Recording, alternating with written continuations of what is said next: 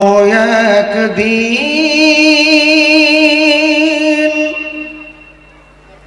এদেশের আকাশে কালিমার পতাকা দলবে। কোনো একদিন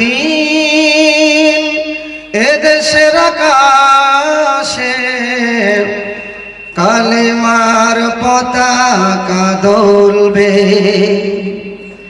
সেদিন সবাই খোদাই বিধান পে দুঃখ বেদনা ভুলবে। দুঃখ বেদনা ভুলবে। সেদিন আর নয় বেশি দূরে, আর কিছু পথ গেলে মিলবে।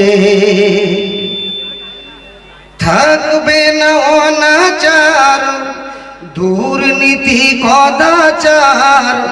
থাকবে না অনাচার, দুর্নীতি কদাচার। সকলে শান্তিতে থাকবে। সকলে শান্তিতে থাকবে। কোনো একদিন এদেশের আকাশে কালেমার পতাকা দোলবে। সেদিন সবাই আল্লাহর বিধান পে দুঃখ বেদনা ভুলবে। দুঃখ বেদনা ভুলবে। অশান্তির কোপানলে মরিস না ধুকে ধুকে। আই তোরা দিকে দিকে ছুটে আয়। আই তোরা দিকে দিকে ছুটে আয়। অশান্তির কোপানলে মরিস না ধুকে ধুকে। আই তোরা দিকে দিকে ছুটে আয়। আই তোরা দিকে দিকে ছুটে আয়। সেদিন আর নয় বেশি দূরে, আর কিছু পথ গেলে মিলবে। থাকবে না অনাচার, দুর্নীতি কদাচার। থাকবে না অনাচার, দুর্নীতি কদাচার। সকলে শান্তিতে থাকবে। সকলে শান্তিতে থাকবে। একাকী রমণীরা নির্জন পথে যাবে। কোনো জন কটু কথা কবে না। কোনো দিন কটু কথা কবে না। সম্পদের মোহে পড়ে, সম্পদের মোহে পড়ে খুনা রাহাজানি হবে না। সেদিন সবাই আল্লাহর বিধান পে দুঃখ বেদনা ভুলবে। দুঃখ বেদনা ভুলবে। লিল্লাহি তাকবীর। আচ্ছা, এই জ্যেষ্ঠাগ্রামে আওয়াজটা হচ্ছে না কেন ভাই? একটু আওয়াজটা দেওয়া যাবে না? একটু আওয়াজ দেন। লিল্লাহি তাকবীর। মাশাআল্লাহ, এইরকম আওয়াজ দিতে হবে। এখন আন্দোলন আওয়াজ তুলতেই হবে। মুসলমানদেরকে তিনটে জিনিস রাখতে হবে, একদম অপরিহার্য। অবশ্যই তিনটে জিনিস রাখতে হবে। প্রথম নাম্বার হবে ঈমান, দ্বিতীয় নম্বর হবে ধৈর্য, তৃতীয় নম্বর হবে ঐক্য। এই তিনটে জিনিস যদি মুসলমানদের কাছ থেকে হারিয়ে যায়, তাহলে মুসলমানরা লাঞ্ছিত হবে, অপমানিত হবে, পদদলিত হবে। এরা প্রত্যেকটা জায়গায় তারা মার খাবে। এই জন্য আমাদেরকে আন্দোলন, একতা একদম সব সময় আওয়াজ তুলতে হবে। দেখি আরেকবার, লিল্লাহি তাকবীর। আল কোরআনের আলো ঘরে ঘরে জ্বালো। আজকের বিজ্ঞাপিত আমার স্নেহের যোগ্যতম সভাপতি মহাশয়, আমার স্টেজে উপবিষ্ট ওলামায়ে কেরামগণ, আমার সামনে বসে থাকা দেশ বিদেশ থেকে আগত জ্ঞান পিপাসু ও আমার পর্দার আড়ালের অবলা সরলা সুশিক্ষিতা স্নেহসিসা পর্দারসীন মা ও বোনেরা, সর্বপ্রথমে আল্লাহর প্রশংসা, যিনি আল্লাহ আমাদেরকে জীবন দান করেছেন এবং মৃত্যু ঘটাবেন তাতে কোনো সন্দেহের অবকাশ নাই। প্রাণের মুসলমান, আমি আপনাদের সামনে কিছুক্ষণ আলোচনা করব। একটা দায়িত্ব আছে, সেই দায়িত্ব থেকে এগিয়ে যাব, কিছুক্ষণ আলোচনা করব ইনশাআল্লাহ। আমি যদি আপনাদেরকে কিছু না দেই তাহলে আপনারা আমাকে কিছু দেবেন না, এই জন্য আমি আপনাদের কিছু দিচ্ছি ইনশাআল্লাহ। যে আয়াতটা পড়েছি প্রথমে সূরা নিসার 34 নম্বর আয়াত পড়েছিলাম। অনেকে আলেমগণ ওলামা বৃন্দগণ অনেকে বুঝতে পেরেছেন যে বিষয়টা কি হতে পারে। তো বিষয়টা 2 ঘন্টা 2.5 ঘন্টা সময়, তাতে কিছুক্ষণ আলোচনা করব, তারপরে ইনশাআল্লাহ আমি একদিকে চলে যাব ইনশাআল্লাহ। কারণ আল্লাহর ঘরের জন্য এই প্রোগ্রাম করেছেন, আমাদের জালসা কমিটি জালসা দিয়েছেন, মাইকিং করেছেন, প্রচার করেছেন, পোস্টার করেছেন, হ্যান্ডবিল চাপিয়েছেন, বক্তা এনেছেন, রানিং জলসা চলছে, আর রাস্তায় মেলাখানাতে ঘোরাফেরা করছে। এই জায়গায় তারা উপস্থিত হতে এখনো পারেনি। তাই সকল মুসলমান ভাইদেরকে বলছি, আপনারা যে এখানে মেলাখানাতে ঘোরাফেরা করছেন, আর অতি বিলম্ব না করে অতি শীঘ্রই এই জায়গায় উপস্থিত হয়ে এই মহা বড় প্যান্ডেলটাকে পূর্ণ করতে হবে। গত রাত্রিতে একটা প্রোগ্রাম করেছিলাম ফিরোজপুরে, বাংলাদেশ বর্ডার, ওই জায়গায় ফিরোজপুরে জালসা করতে গিয়ে দেখলাম সভাটা ফাঁকা আছে। 10 মিনিটের পরে পুরো সভাটা ভরে গেল। আলহামদুলিল্লাহ, এই জায়গায় এত বড় প্যান্ডেলের ব্যবস্থা করেছেন, 50,000 লোকের ব্যবস্থাপনা করেছেন আমাদের এই জ্যেষ্ঠা গ্রাম্য কমিটি, সকলেই মিলে এই প্রচেষ্টা করেছে। তাই সকলকে ধন্যবাদ জানাই, মোবারকবাদ জানাই। আসুন, আমি আলোচনা করেছিলাম, আলোচনা করব, আলোচনা হচ্ছে এই বিষয়টা মা বোনদেরও কাজে লাগবে এবং পুরুষদেরও কাজে লাগবে, দুটোই দিক দিয়ে ইনশাআল্লাহ আলোচনা করব। আল্লাহ যেন তৌফিক দেন, তো বলার যদি শক্তি দেন তাহলে আস্তে আস্তে আস্তে আস্তে আগে বাড়াবো। কারণ এই মাইক্রোফোনে কথা বলতে বলতে অনেক বক্তা চলে যাচ্ছে, মারা যাচ্ছে, কারণ এই প্রেশার বাড়ে এবং রাত্রি জাগরণ করে অনেক বক্তা অসুস্থ হয়ে আছেন এবং তারা বিছানা শয্যাশয়ী হয়ে পড়ে আছেন। তাই আমি আপনাদের সঙ্গে আলোচনা করছি সূরা নিসার 34 নম্বর আয়াত। আল্লাহ কি বলছেন?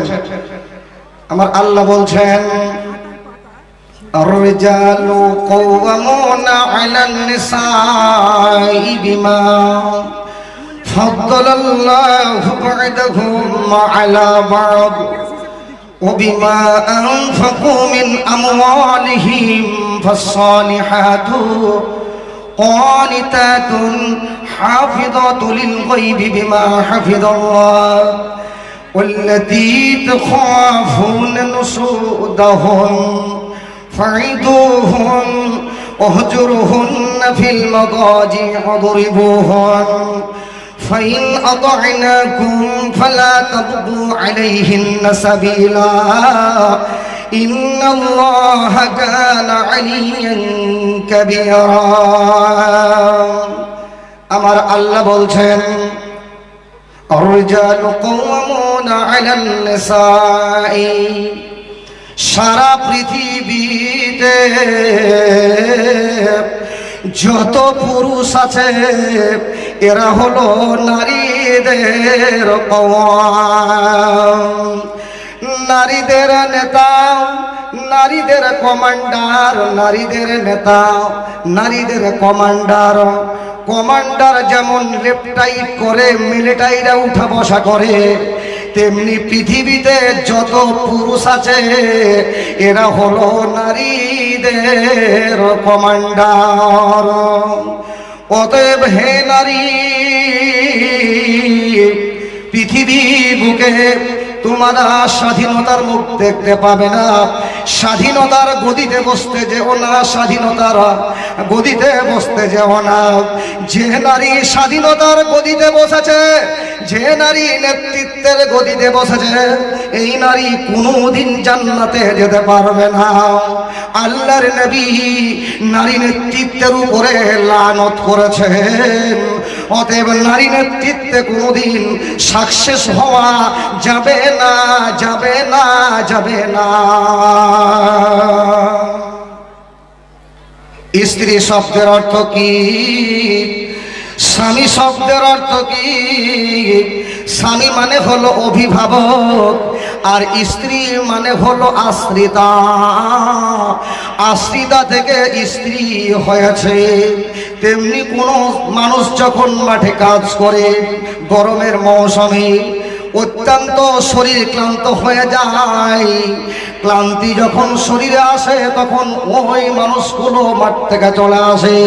রাস্তায় কোনো গাছ ছায়া দেখতে পেলে ওই মানুষটি ওই গাছের ছায়ার করে এসে আশ্রয় নেয়, আরাম নেয়। আর ওই গাছের ছায়া আশ্রয় নিয়েছে বলে সে আশ্রিতা হয়েছে। তেমনি কোনো মহিলার বিয়ে হয়ে গেলে, কোনো মেয়ের যদি বিয়ে হয়ে যায়, বিয়ে হয়ে গেল মানে সে স্ত্রী হয়ে গেল, মানে আশ্রিতা হয়ে গেল। সে একটা বিশাল গাছের ছায়ার আরাম করে তাকে রেখে দিয়েছে।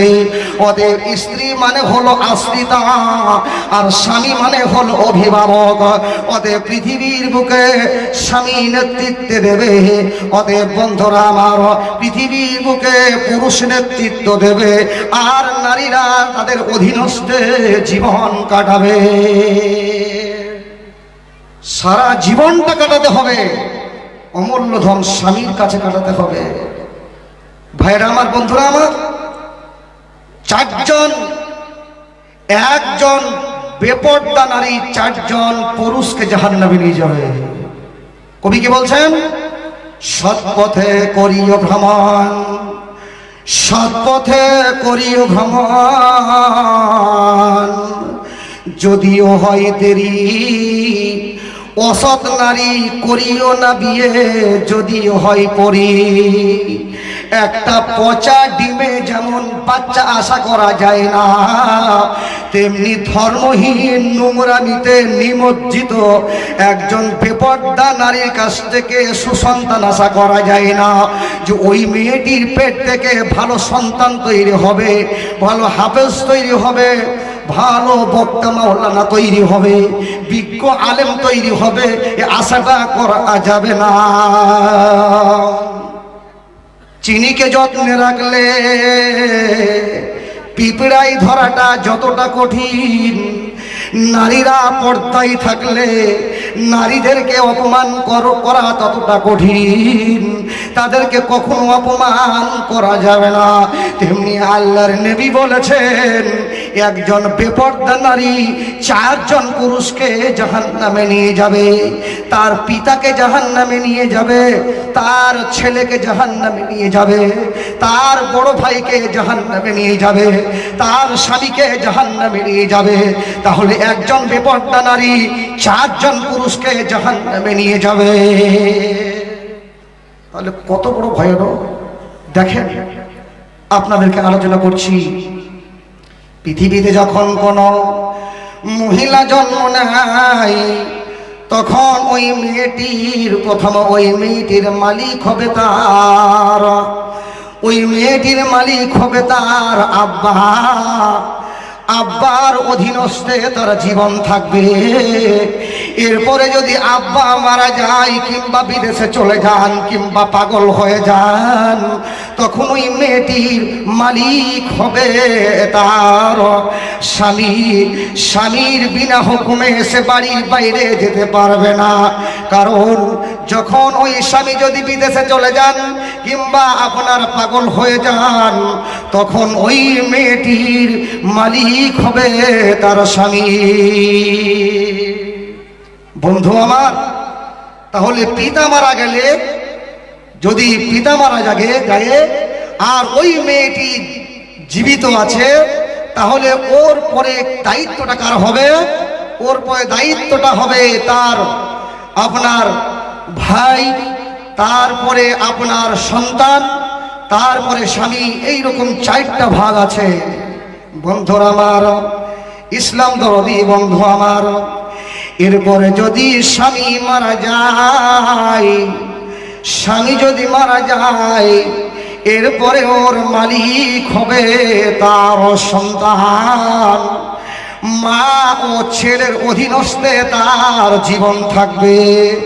কারণ আমরা কোরআন মাজিদে পড়েছি, मायर पाए तले जन्नत, मायर पाए तले जन्नत, माँ के कदमों के नीचे जन्नत है, माँ के कदमों के नीचे जन्नत है, মায়ের পায়ে তলে জান্নাত। এই কথাটা ধ্রব্য সত্য, কিন্তু এই জায়গায় আমার নবী বলেছেন, এই জায়গায় যদি তার স্বামী মারা যায় তারপরে ওর ভারপ্রাপ্ত দায়িত্ব নেবে তার সন্তান। তার সন্তানের বিনা হুকুমে সে বাড়ির বাইরে যেতে পারবে না, বাইরে যেতে পারবে না। ছেলে হুকুম করবে, তারপরে তার মা বাড়ির বাইরে যাবে। আল্লাহর কোরআন কি বলছেন? এখানে আল্লাহর কোরআন বলছেন, ওয়াকাদা রাব্বুকা আল্লা তা'বুদু ইল্লা ইয়্যাহু ওয়া বিল ওয়ালিদাইনি ইহসানা ইম্মা ইয়াবলুগান্না ইনদাকাল কিবরা আহাদুহুমা আও কিলাহুমা ফালা তাকুল লাহুমা উফফিন ওয়া লা তানহারহুমা ওয়া কুল লাহুমা কাওলান কারীমা। এই জায়গাতে আল্লাহ বলছেন যে খবরদার মায়ের সেবা করবে, মায়ের খিদমত করবে। আর ওই জায়গায় কি বলছে যে যদি তার স্বামী মারা যায়, সবাই চলে গেল, তার সন্তানটা আছে, ওই সন্তানের বিনা হুকুমে এসে বাড়ির বাইরে যাবে না। এখানে ছেলের হুকুম নিতে হবে, ছেলের কথা ওই জায়গায় শুনতে হবে। কিন্তু এই জায়গায় আল্লাহ বলছেন খবরদার তুমি মায়ের সঙ্গে, পিতামাতার সঙ্গে তুমি সত্য ব্যবহার করবে, পিতামাতার সঙ্গে তুমি নম্রতা দেখাবে, ভদ্রতা দেখাবে। কখনো মায়ের সামনে কখনো যন্ত্রণাদায়ক কষ্টের কথা বলবে না, দুঃখ দেবে না, বেদনা দেবে না। এই জন্য আল্লাহ বলছেন খবরদার এই মায়ের খিদমত করতে হবে, মায়ের সেবা করতে হবে। আল্লাহ বলছেন উবুদুল্লাহ ওয়ালা তুশরিকু বিহি শাইআন ওয়া বিল ওয়ালিদাইনি ইহসানা وبالوالدين إحسانا وبذي القربى واليتامى والمساكين والجار ذي القربى والجار الجنوب والصاحب بالجنب وابن السبيل وما ملكت أيمانكم إن الله لا يحب من كان مختالا فخورا।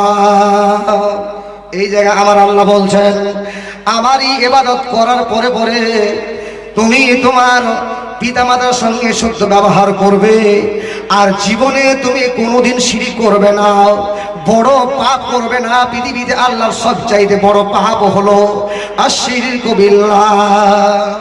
পৃথিবীতে 60টা বড় বড় পাপ আছে, 60টা বড় বড় পাপের মধ্যে একটা পাপ হলো আশরিকু বিল্লাহ। তারপরে কি বলছেন? অসিহর, জাদু শিক্ষা করা যাবে না। জাদু যে করবে সেও গুনাহগার, যে শিক্ষা দেবে সেও গুনাহগার, উভয়ই গুনাহগার হবে। অসিহর কতলুন নাফসিল্লাতী হারামাল্লাহু ইল্লা বিল হক, অন্যায় ভাবে কোনো মুসলমানকে হত্যা করা যাবে না। আকালুর রিবা, সুদ খাওয়া যাবে না। আকালু মালিল ইয়াতীম, আর ইয়াতীমের মালকে তোমরা কখনো ভক্ষণ করবে না। ইয়াতীমের মালকে কেড়ে নেবে না, ইয়াতীমের মালকে আত্মসাৎ করবে না। ইয়াতীমের প্রতি সত্য ব্যবহার করবে, ইয়াতীমের মাথায় হাত বুলাবে। যদি তোমার টাকা পয়সা কিছু না থাকে, ওই ইয়াতীমের মাথায় হাত বুলিয়ে দাও, কাপড় দিয়ে দাও, খাবার দিয়ে দাও, কিন্তু ইয়াতীমের মালকে তুমি আত্মসাৎ করবে না।